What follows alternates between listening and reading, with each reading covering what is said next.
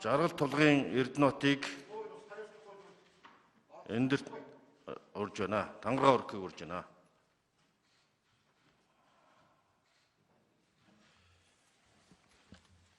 Монгол улсын их хурлын гишүүн бий ард түмнийхээ элчийн хувьд нийт иргэн улсын ашиг сонирхлыг эрхэмлэн төр ёс түүх соёлынхаа уламжлалыг хүндэтгэж Монгол улсын үндсэн хуулийг дээдлэн сахиж авилга ашиг сонирхлын зөрчлөөс ангид байж гишүүнийхээ үүргийг чин шударгаар биелүүлэхээ тангаргалж байна.